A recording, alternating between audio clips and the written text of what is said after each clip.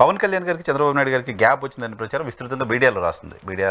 Major media అంతా Telugu Desam party media ఉన్నప్పటికీ social మీడియాలో అటువంటి ప్రచారం జరుగుతుంది. నాకు తెలిసి మొదటిసారి అనుకుంటాను క్యాబినెట్ మీటింగ్ కూడా వెళ్ళలేదు మొన్న. సో ఏంటి అటువంటి స్మెల్ ఉంటుందా? 10 ఏళ్ళు కలిసి ఉంటామని చెప్తుంటే ఇటువంటి వార్తలు ఎందుకు వస్తున్నాయి? అంటే జనసేనకి చంద్రబాబు గారికి రాజకీయ వైరం ఉండడం సహజం, 2 పార్టీలు కాబట్టి. అందులో అధికారంకి వచ్చిన తర్వాత ఎవరు బలైపోతారో, మిత్రపక్షాల కలయికలు, వామపక్షాలు కాంగ్రెస్, వామపక్షాలు తెలుగుదేశం, కామపక్షాలు వామపక్షాలు కేరళ, బెంగాల్, మన ఖమ్మం మీకు తెలుసు బాగా ఎంత గ్యాప్ ఉంటుందో మనకు తెలుసు. పవర్లోకి వచ్చిన తర్వాత సహజం, మండలి అడగపోయింది, అది సిద్ధాంత సమస్యలు. ఇట్లాంటి పరిస్థితిలో ఉన్న వ్యవస్థలో 2 ఎన్నికలప్పుడు పొత్తు పెట్టుకోవడం లాభం. మీ ఓటు నాకు, నా ఓటు నీకు. వన్స్ పవర్లోకి వచ్చిన తర్వాత మన ఇద్దరమే శత్రులు అవుతాం. అది పవర్లో ఉన్నట్టు అది చంద్రబాబు గారు, పవన్ కళ్యాణ్ గారి సమస్య కాదు, వీళ్ళిద్దరు అనివార్యం. కాబట్టి సహజంగా ఆ వైరం ఉంటుంది, ఆ గ్యాప్ ఉంటుంది. రెండోది పవన్ కళ్యాణ్ గారు ప్రతి సందర్భంలో కొంత ఇండిపెండెన్స్ని చూడడానికి ట్రై చేస్తున్నాడు.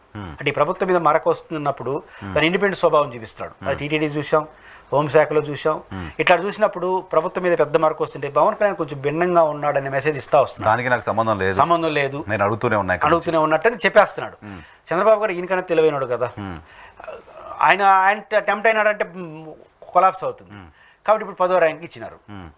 ర్యాంకులు కూడా చూసారు. 10వ ర్యాంక్ పవన్ కళ్యాణ్ గారికి ఇవ్వడం అనేది అనూహ్యమైన విషయం. ఒకవేళ నిజంగా ఉండలేదని బస్ నాకు అనిపిస్తుంది. అంటే పవన్ కళ్యాణ్ గారు తన శాఖ కన్నా ఇతర శాఖల పైన ఆసక్తి ఎక్కువ చూపిస్తున్నాడు.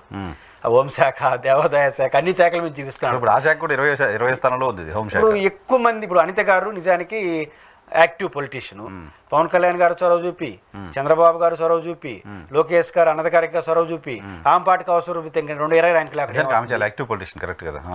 ర్యాంకులు అయితే ఏమొస్తుంది? ఆమె ఒకటే పని చేస్తే 1వ ర్యాంకు 2వ ర్యాంకు తెచ్చి పెడుతుంది.